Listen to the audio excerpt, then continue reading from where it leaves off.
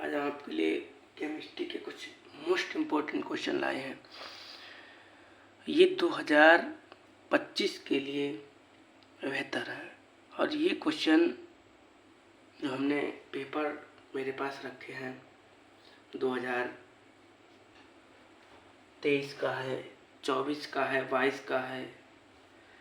इस प्रकार जो कहने का मतलब पुराने सेट हैं वो मेरे पास रखे हैं क्वेश्चन पेपर, उससे कि कुछ पीछे के भी रखे हैं। तो और जो कुछ अनसोर्ट पेपर आपका होता है उससे भी कुछ क्वेश्चन हमने उठाए हैं। और ये क्वेश्चन पेपर आप हर किसी पेपर में मिला लेना। सब क्वेश्चन तो नहीं, इसमें से ज़्यादातर क्वेश्चन हर पेपर में आपको मिलेंगे। ठीक है, तो मेरा पहला क्वेश्चन है कि रासायनिक अभिक्रिया किसे कहते हैं। आपने ये क्वेश्चन अपनी कॉपी वगैरह में कहीं ट्यूशन वगैरह से लिखा होगा, और अगर नहीं लिखा हो तो हमें बताना। ये क्वेश्चन हम इसकी भी मेरे पास कॉपी हमने बनवाई थी, वो भेज देंगे आपके पास किसी न किसी जरिए से। तो पहला क्वेश्चन आपका हो गया रासायनिक अभिक्रिया। यहाँ पे रासायनिक अभिक्रिया लिखा होना चाहिए था।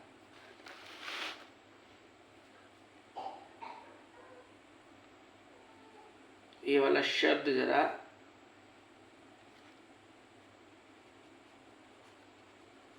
एक मिनट,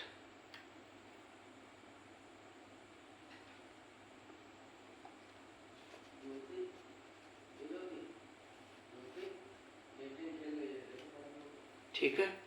तो यहाँ पे लिखा होगा रासायनिक अभिक्रिया। पेपर में आपको लिखा है कि रासायनिक अभिक्रिया किसे कहते हैं। यह रासायनिक अभिक्रिया को उदाहरण सहित समझाइए। इस प्रकार आपका क्वेश्चन पेपर में आएगा कि रासायनिक अभिक्रिया किसे कहते हैं, रासायनिक अभिक्रिया का एक उदाहरण दीजिए। इस प्रकार आपका क्वेश्चन पेपर में आएगा, तो इसका आप आंसर लिख देना। फिर अगला क्वेश्चन लिखा है कि संतुलित रासायनिक समीकरण किसे कहते हैं। आपको ये परिभाषा आ जाएगी लिखने को, और नहीं तो हर साल ये क्वेश्चन तो आता ही है कि समीकरणों को संतुलित कीजिए। नहीं बराबर करिए, अच्छी तरह इतने हैं, लेफ्ट हैंड में इतने हैं, राइट हैंड में इतने हैं, जो आप बराबर करते तो वही क्वेश्चन तो हर साल आता है, और ये भी आ जाता है कभी कदार। तो पहला क्वेश्चन हो गया रासायनिक अभिक्रिया किसे कहते हैं। ठीक है, तो यही आपका क्वेश्चन बनेगा कि रासायनिक अभिक्रिया किसे कहते हैं, वो रासायनिक अभिक्रिया किसे कहते हैं। अगला क्वेश्चन आपका ये भी आ सकता है कि संतुलित रासायनिक समीकरण किसे कहते हैं। ये तो आए ना आए, लेकिन आपका हर साल 2 नंबर का ये तो आता ही है कि समीकरणों को संतुलित कीजिए। ये आपका आना ही आना है। अगला लिखा है, आपने पढ़ा हो रासायनिक अभिक्रियाओं के प्रकार। क्या हेडिंग आपकी पढ़ी होगी कॉपी में, रासायनिक अभिक्रियाओं के प्रकार। सबसे नंबर 1 पे लिख के आता है, देखो ये लिखा है योगात्मक, संयोजन, संकलन। ये एक ही अभिक्रिया है, लेकिन पेपर में क्या पता क्या लिख के दे दें वो लोग। ऐसे लिख के दे देंगे कि संकलन अभिक्रिया को उदाहरण सही समझाइए, या ऐसे लिख देंगे संयोजन अभिक्रिया को उदाहरण सही समझाइए, या योगात्मक। इसका इसका इसका इन तीनों का एक ही आंसर है। मतलब एक परिभाषा याद कर लो, इन तीनों में से कोई क्वेश्चन आ जाए वही आपको लिखना है। ठीक है, तो संयोजन की याद कर लो, संकलन एक इनकी एक ही है, ये नाम एक ही है, लेकिन घुमा घुमा कर लिखा हाथों वाला का। जैसे आप पर्यायवाची है ना, जैसे आकाश के आता गगन अम्बर नभ, आकाश का ही तो है नाम। तो ये से इसी करके इसका नाम है योगात्मक, संयोजन, संकलन। तो आपके पेपर में था योगात्मक लिख के आए तब की आपको वही परिभाषा लिखनी है, संयोजन लिख के आए तब भी आपको वही लिखनी है, और संकलन लिख के आए तो भी आपको वही परिभाषा लिखनी है। आगे बढ़े। अब अगला लिख के आता है वियोजन अभिक्रिया क्या होती है, उदाहरण सही समझाइए। ये भी क्वेश्चन इम्पोर्टेंट है, लेकिन सबसे ज़्यादा इम्पोर्टेंट आपका 3 नंबर वाला है। ये जो 3 नंबर का क्वेश्चन है, ये 3 नंबर वाला पेपर में बहुत आता है। इस बार भी पेपर में आया था, 2025 के पेपर जो हुआ था उसमें भी आया था। फिर अगला क्वेश्चन आपका वियोजन है। वियोजन भी पूछा जाता है और ये प्रतिस्थापन अथवा विस्थापन, ये क्रिया भी बहुत इम्पोर्टेंट है। 2025 में नहीं, आप पेपर उठा के देखना, ज़्यादातर ये अभिक्रियाएँ बहुत आती हैं पेपर में, तो आप याद कर लेना। तो आपका क्वेश्चन हल करने में अनसोल्ड पेपर चाहे हल करना, फिर ये याद करने के बाद चाहे आप हाफ अर्ली एग्जाम देने जाना, हाफ अर्ली भी भाई शुरू हो जाएगा कल परसों से, और चाहे बोर्ड का देना, आपका छूटेगा नहीं है कोई क्वेश्चन, ये मेरा बात है। ठीक है, अगला लिखा है ऊष्माक्षेपी ऊष्मा शोषी अभिक्रिया को समझाइए। ये भी क्वेश्चन पेपर 2024 के में आया था ये क्वेश्चन, ये दोनों आए थे, तो ये भी बहुत ज़्यादा इम्पोर्टेंट है। तो 2025 के लिए ये 6 नंबर का क्वेश्चन मोस्ट इम्पोर्टेंट है। क्वेश्चन नंबर अगला लिखा है कि निम्न पदों का वर्णन कीजिए, प्रत्येक का एक उदाहरण दीजिए।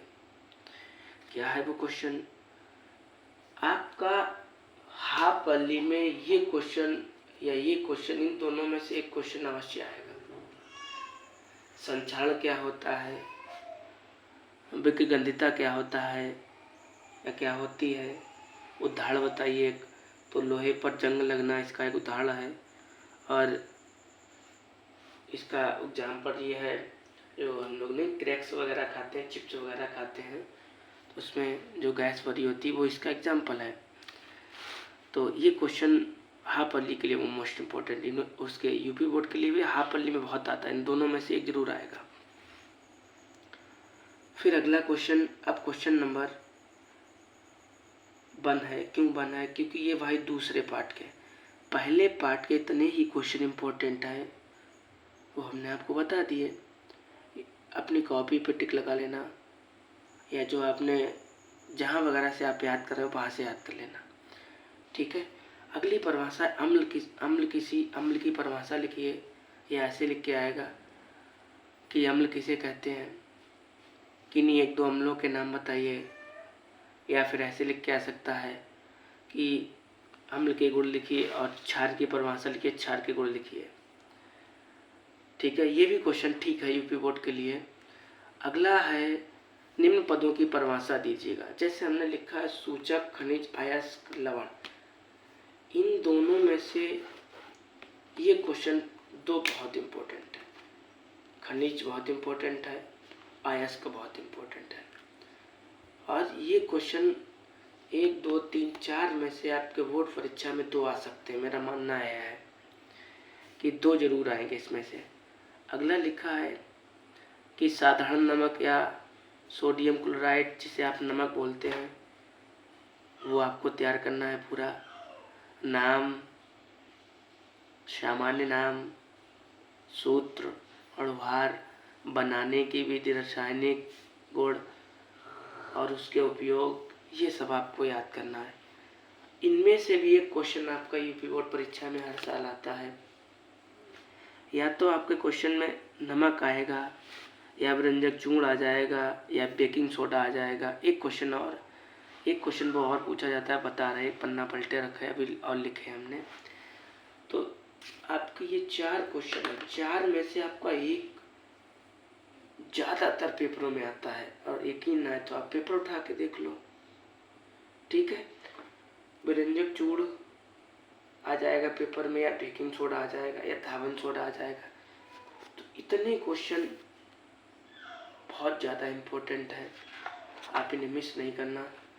अगला क्वेश्चन आपका दे रखा है कि धावन सोडा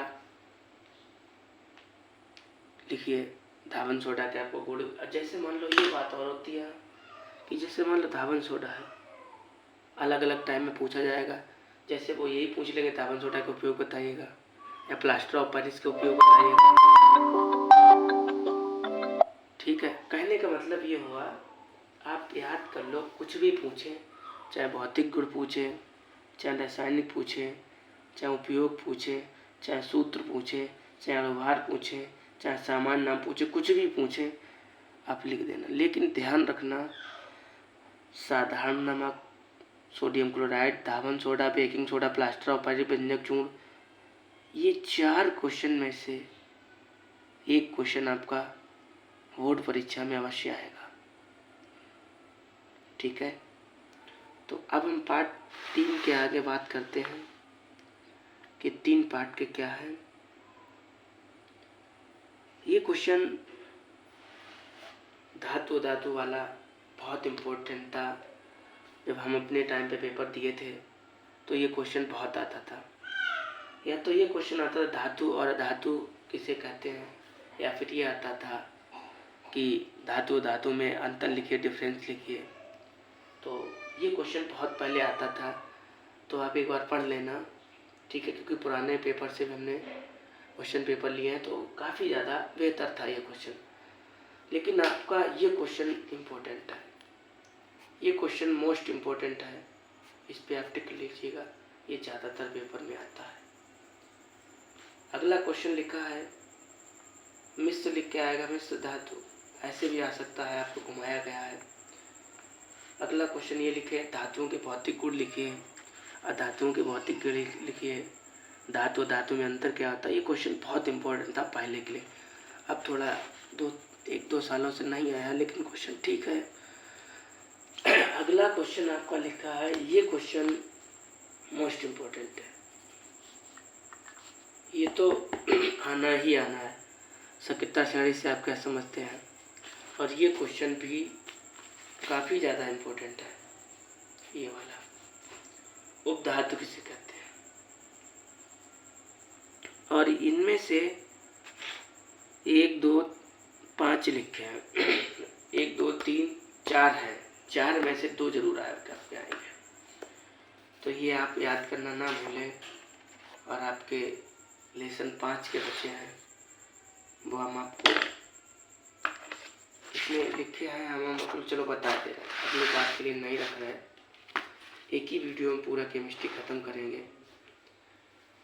अगला क्वेश्चन लिखा है सजातीय श्रेणी पर संक्षिप्त। ये क्वेश्चन ठीक है पेपर के लिए, काफ़ी ज़्यादा पहले ट्रेंडिंग में था, थोड़ा अब ऐसा हो गया है, लेकिन आप याद कर लेना, अच्छा क्वेश्चन है।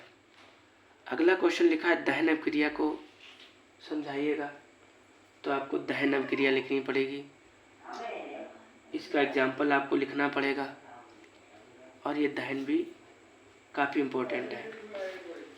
अगला क्वेश्चन लिखा एष्टीकरण पद की व्याख्या कीजिएगा, आपको इसकी मतलब वो कुछ भी लिखें, व्याख्या कीजिए, वर्णन कीजिए, आपको लिखना परिभाषा है, और इसका जो नहीं नीचे रिएक्शन लिखाए हैं, समझाए हैं, वो आपको लिखनी है। हो गया। सिम्ट अभिक्रिया पर संक्षिप्त टिप्पणी कीजिए और वर्णन कीजिए, मतलब लिखने को वो कुछ भी लिखे, लेकिन आपको सिम्ट अभिक्रिया लिखनी है, उसके 1-2 एग्जाम्पल लिखने हैं। वुड्स अभिक्रिया पर सजीव टिप्पणी, ये भी बहुत ही ज़्यादा इम्पोर्टेंट है। अगला लिखा है योगात्मक संकलन, आपको पीछे ही समझा चुके, 4 पार्ट में भी लिखी है, तो ठीक है, इम्पोर्टेंट है ये बहुत ज़्यादा। बहुलकीकरण क्या होता है, ओजोनीकरण क्या होता है, ये क्वेश्चन भी बहुत ज़्यादा इम्पोर्टेंट है, ये तो बहुत इम्पोर्टेंट है पेपर के लिए। प्रस्तावन अभिक्रिया पीछे से आप याद कर लिखे, मार्कोनी का नियम क्या होता है, ये भी क्वेश्चन इम्पोर्टेंट है, ये तो आप पीछे से याद कर चुके हैं। किण्वन अभिक्रिया बहुत आती है पेपर में, ये भी बहुत ज़्यादा इम्पोर्टेंट है। क्रियात्मक समूह क्या होता है, ये भी क्वेश्चन बहुत ज़्यादा इम्पोर्टेंट, क्रियात्मक समूह बहुत पेपर में है। साबुनीकरण, ये क्वेश्चन बहुत ज़्यादा इम्पोर्टेंट है। साबुन वाला क्वेश्चन जैसे भी आपको लिखे मिले, जैसे उपयोग, साबुन की विशेषताएं, इसका सूत्र, ये सारा आपको याद करना है, ये भी बोर्ड परीक्षा के लिए काफ़ी ज़्यादा इम्पोर्टेंट है। मिसेल पर टिप्पणी लिखिएगा, ये भी क्वेश्चन आपका बहुत ज़्यादा इम्पोर्टेंट है। इतने सारे क्वेश्चन हो गए हैं, अगर आप इतना क्वेश्चन याद कर लेते हैं, और ये याद करने से पहले आप कोई क्वेश्चन पेपर उठा के देख लो, ये क्वेश्चन अगर ना आए हों तो आप हमसे कहना। एक क्वेश्चन आपका एक और है, वो हम आपको बता दे रहे हैं, वो हम नोट करना भूल गए थे। एथेनॉल के भौतिक रासायनिक गुणों का वर्णन कीजिए। ये क्वेश्चन आप और याद कर लेना। क्या क्वेश्चन था कि एथेनॉल के भौतिक गुण, रासायनिक गुण को समझाइए, वर्णन कीजिए। ये क्वेश्चन बहुत इम्पोर्टेंट है। एक क्वेश्चन और है कि एसिटिक अम्ल के 2 रासायनिक गुणों के रासायनिक समीकरण लिखिए, या एथेनोइक अम्ल के 3 रासायनिक गुणों का लिखिए। मतलब एथेनोइक जो अम्ल होता है उसके आपको गुण लिखने हैं। ये यूपी बोर्ड परीक्षा के लिए बेहतर क्वेश्चन थे। आपको फिजिक्स के भी ख़त्म करा देंगे, बायो के ख़त्म करा देंगे, लेकिन एक बार क्वेश्चन लिखने से पहले लिख के रख लेना और याद ज़रूर करना। याद करने से पहले यकीन ना हो तो कोई पेपर उठाना और ये एक बार टिक कर लेना, मिला लेना, तब आपको विश्वास हो जाएगा। ठीक है, तो मिलेंगे आपको नई वीडियो में। बस